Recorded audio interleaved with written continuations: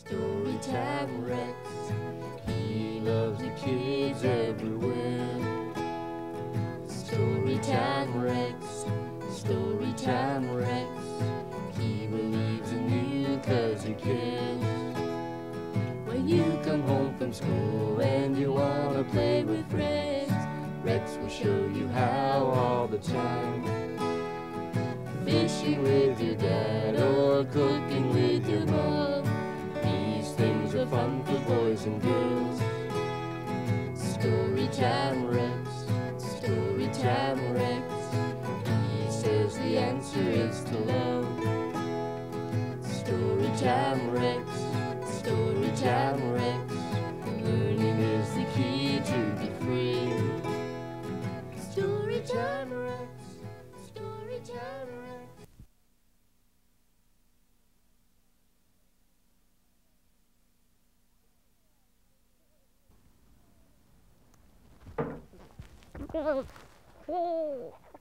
Hi there, boys and girls.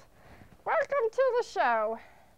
Today we got lots of things in store, and we're going to see if Kathleen's here today. But first thing we want to do, we want to go over to our raccoon file and see what's in it today.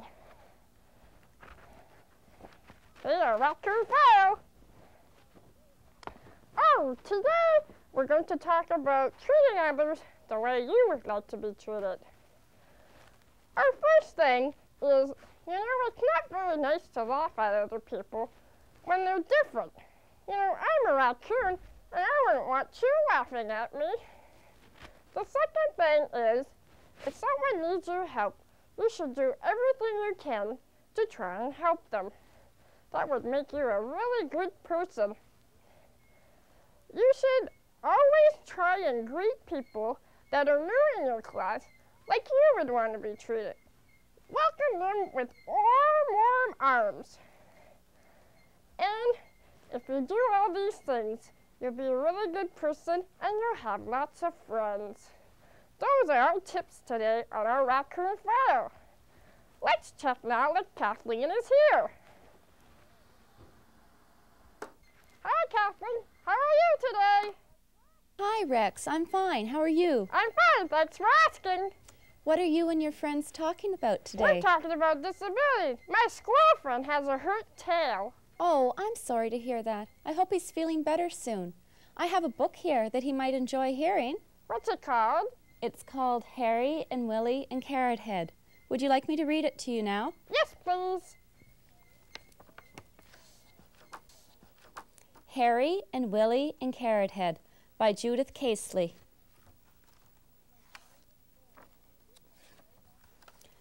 When Harry was born, he had no left hand. His left arm stopped at the elbow. In his first photograph, he was all bundled up, and you couldn't even tell. At first, his parents were sad and scared.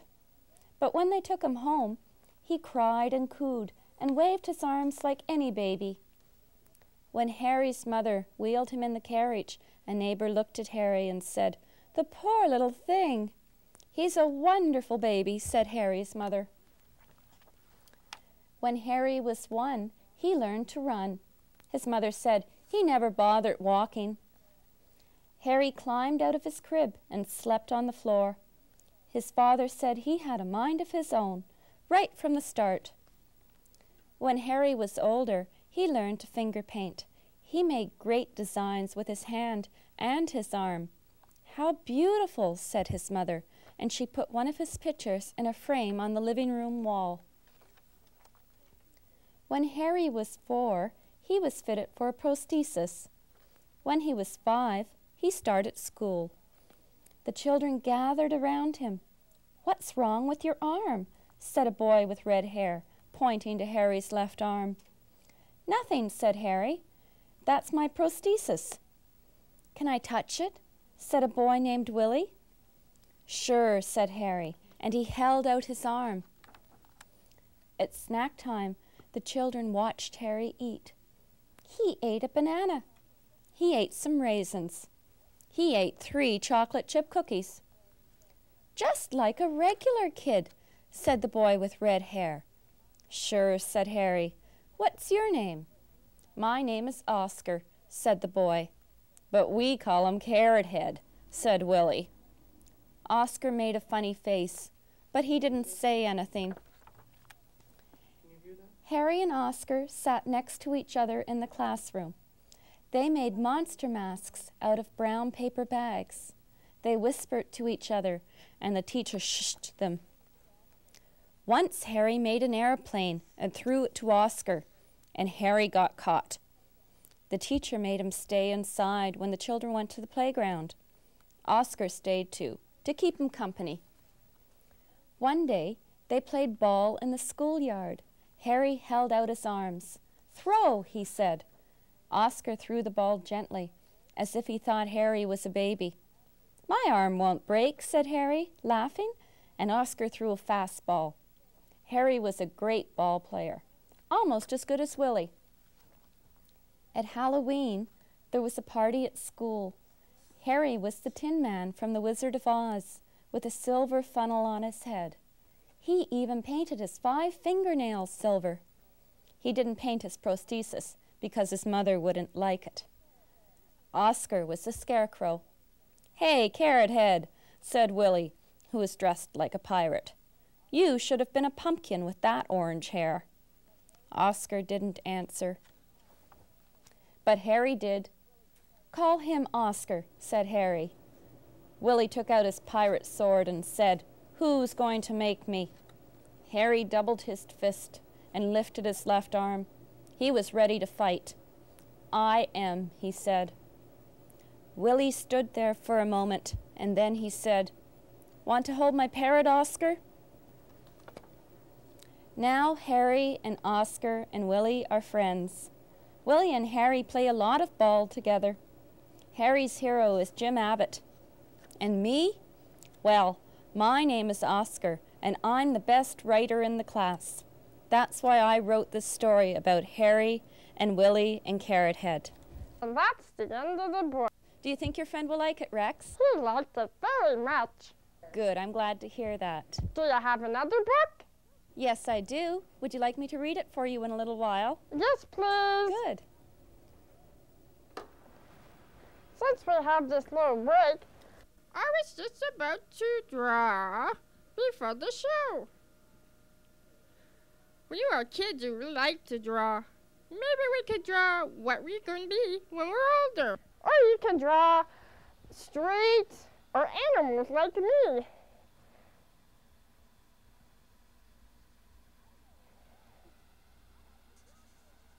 As I'm drawing, I have a joke for you.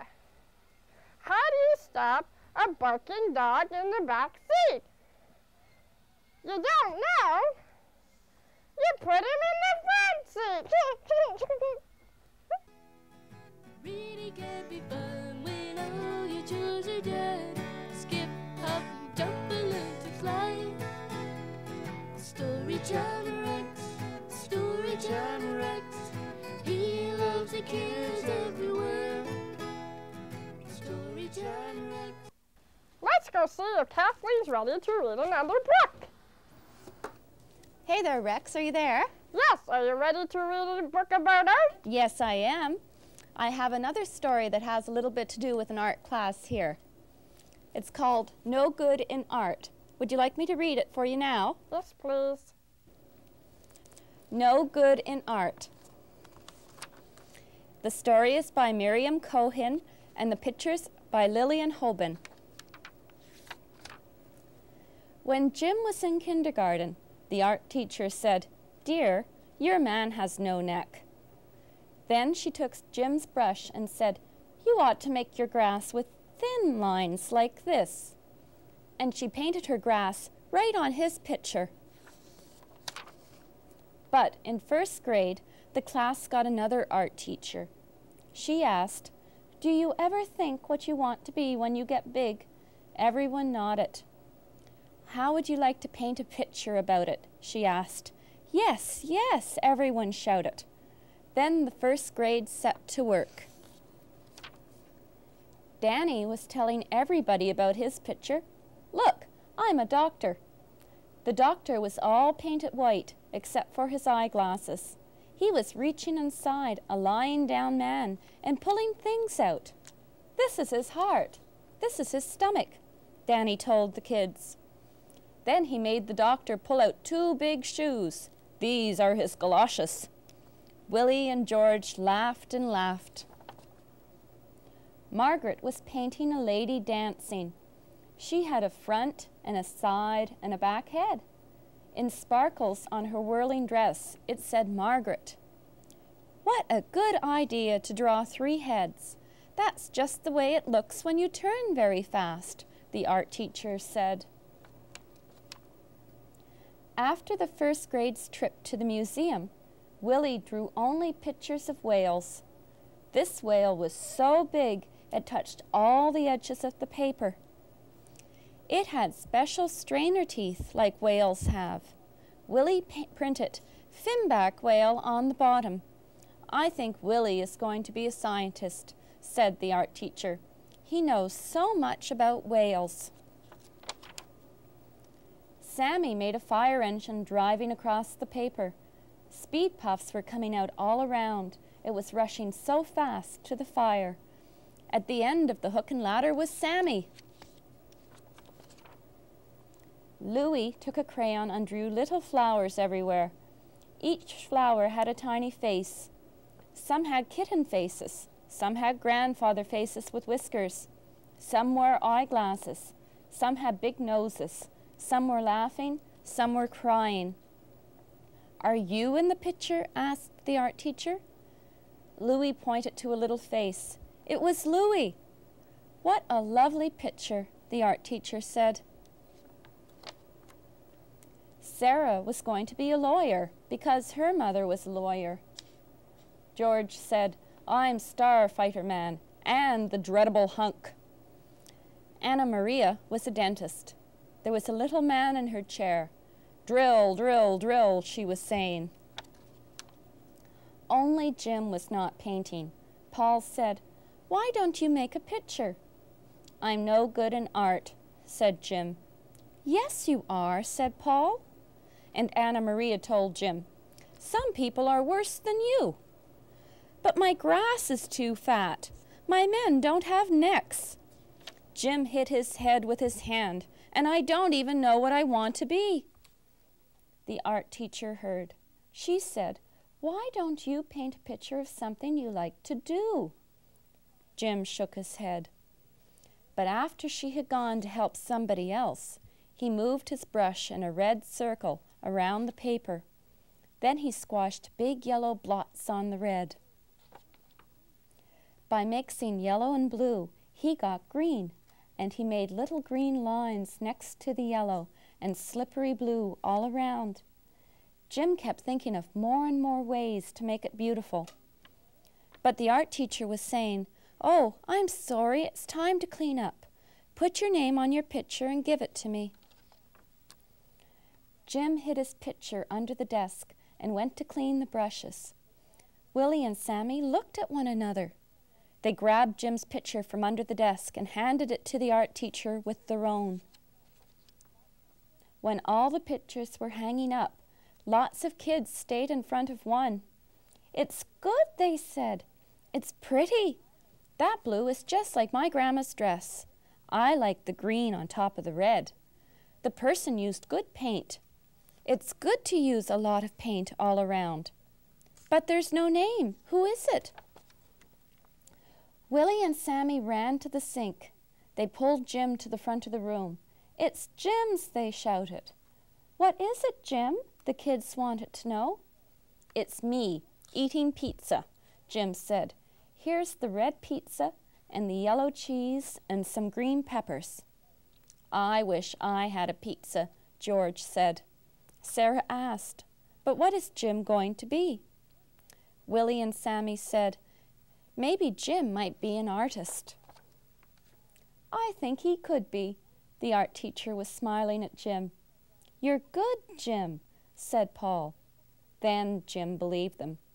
There was the beautiful picture, and he had made it. Thank you very much for reading those books, Kathleen. You're welcome, Rex. Bye. Bye-bye. days when Kathleen was reading those books, I finished my picture. This is what I want to be when I grow up. The first raccoon. Here I am, the first raccoon playing NHL hockey. First raccoon playing NHL hockey. First raccoon playing NHL hockey.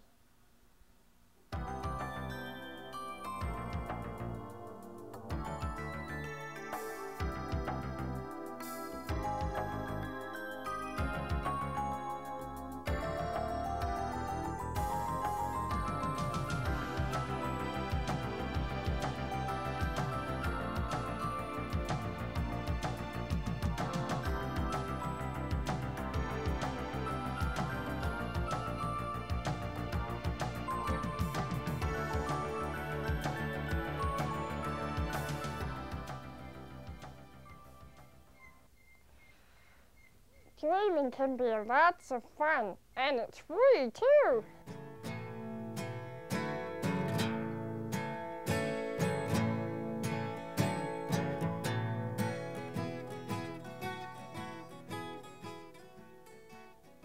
Hi, boys and girls! I was walking along in the forest and I met this farmer, and he told me to come back to his barn and he'd show me how to milk cows.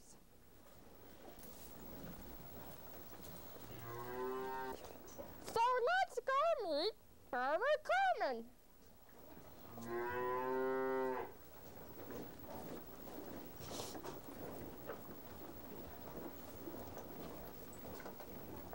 Farmer Coleman! I can't seem to see him. Oh, there he is. Hi, Farmer Coleman. Will you show us how you milk your cows? Okay, let's go then, Rex. Here I am, hooking up the milking machine to the cow. I had a hard time doing this, because with furry paws, it can be quite difficult. But I did it, with a little help from Farmer Coleman. Everything went on smoothly.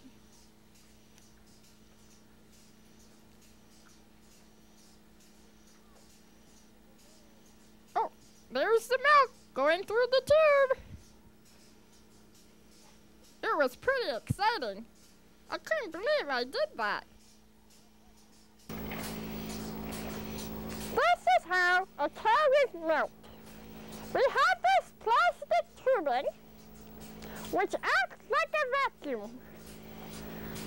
You take another plastic tubing, you hook it up to the milk can, and then the tubing is then placed under the cow. And then the tubing sucks the milk from the cow and puts it in the milk can. And this is all started through a pump at the end of the barn.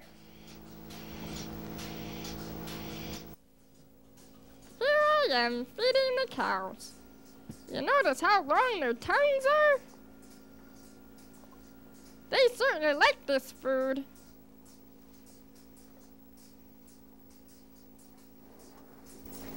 Here's some of the food that cows eat. We got some nice corn in his bucket, and I really like corn.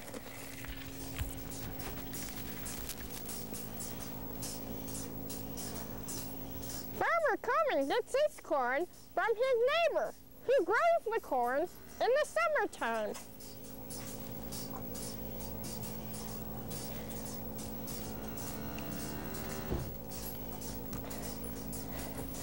Cows also love to eat hay. And here's some hay. It doesn't look too appetizing, but cows are not very fussy. Here you go, Betsy. Have some hay.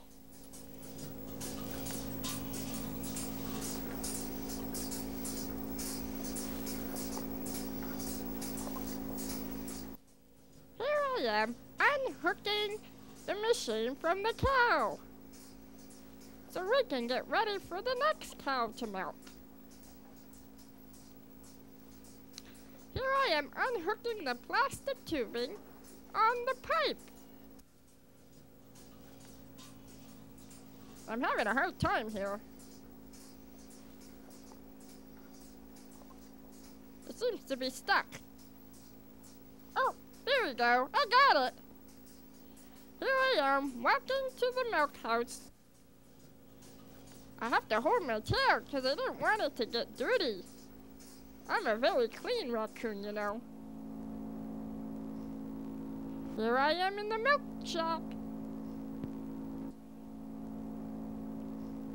Now I'm pouring the milk into the milk tank. That jug was sure heavy. This is the inside of the milk tank, and here's the milk where it's stored. This little device here spins around when the top is closed, and it mixes the milk around so it doesn't freeze or harden. After pouring the milk in the milk tank, we went over to the calves. They had to be fed too, you know. Here I am with the baby calf. This calf was just born about a week and a half ago. Here I am pouring the milk. Sure is hungry, isn't she? She really likes her milk. This baby calf was the calf from the cow we milked before. Aw, aren't they cute?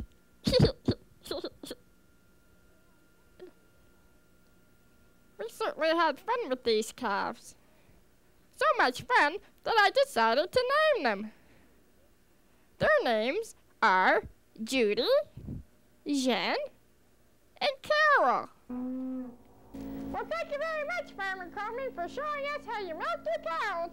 It was nice seeing you. Come back again sometime. There's so many things to do on the farm. Here I am on the tractor. There's the milk that we got from the cows. And here's the feed that they eat. They really like that feed, remember? And here we are unhooking the machine. That was really difficult, but it was lots of fun. And here are the baby calves. It was the best part of my trip. They were so cute and loving. If you boys and girls ever get a chance to visit a farm, I think you should, 'cause it's lots of fun.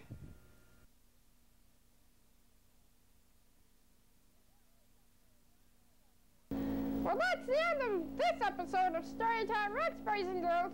Don't forget to tune in next month. See you later.